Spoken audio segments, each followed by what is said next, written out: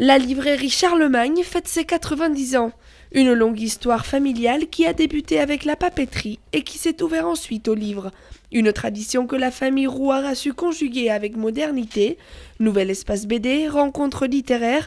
Plus qu'une librairie, Charlemagne veut devenir un lieu culturel incontournable du Var. Il y a 90 ans, effectivement, mon arrière-grand-père et son frère, Jean et Émile, ont eu l'idée de reprendre cette activité-là, de la créer, d'être au départ fabricant de papier, parce que notre premier métier était vraiment le scolaire. Donc on est parti du scolaire, de la papeterie scolaire, fabricant. Ensuite, ça a forcément un petit peu évolué dans la diffusion et la distribution. On s'est ouvert au livre très rapidement. Le livre a vraiment pris son essor dans les années 60 avec l'arrivée de ma grand-mère, Jeannine Roire, une des grandes dames de la librairie, qui nous a permis de mettre le livre au cœur de notre dispositif et aussi d'élargir le scolaire, puisque notre base scolaire ensuite s'est élargie, d'où le nom de Charlemagne à l'époque, puisque c'était l'établissement Rouard, et mon grand-père Jacques à l'époque a dit on va prendre un nom un petit peu emblématique, et il a choisi naturellement le scolaire par rapport et Charlemagne par rapport à nos origines, et donc c'est devenu Charlemagne, voilà.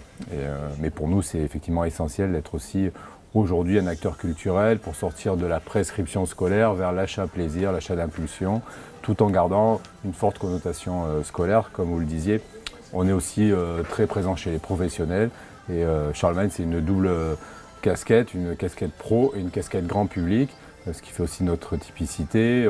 Par opportunité, aussi par besoin de croissance et de pérennité, on a su se développer sur le professionnel et sur le grand public. Est-ce que le relatif échec du livre numérique, le fait qu'il n'a jamais vraiment pris, qu'il n'a jamais remplacé le livre-objet, c'était pas un premier signal justement pour les géants d'Internet de se dire voilà, les Français sont restés attachés au livre-objet, donc ils vont rester aussi attachés à leur libraire? On peut dire que l'exception culturelle française s'est vérifiée plus que jamais. Le numérique, c'est 3% du marché. C'est rien. Les bonnes années, c'est rien du tout. Ça a tué la musique, mais pas le livre. Oui, parce que le parallèle, effectivement, on a encore besoin du support papier, alors que je dirais, même si le vinyle vient un peu contrebalancer cette implosion-là, on voit bien qu'on a encore besoin de l'objet. Dans l'objet livre, il reste particulièrement fort, et on peut dire aussi que les éditeurs travaillent en ce sens pour toujours nous faire un beau papier, des jaquettes, et se toucher, ce lien au livre, à la lecture, il reste quand même essentiel. Voilà, démonstration est faite qu'il n'y a jamais eu autant de succès dans le livre. On n'a jamais parlé, malgré le numérique, de livres, de stars, de gens qui écrivent. Donc voilà, le livre plus que jamais se porte bien, même si aussi, voilà, en parallèle, je dirais, le monde évolue, et tant mieux. Mais voilà, le papier, le livre en particulier, reste toujours bien présent au cœur des Français. Et peut-être que le modèle aussi de lecture sur tablette n'a pas trouvé vraiment son modèle, et qui fait, c'est juste retranscrire des lignes sur une tablette rétroéclairée.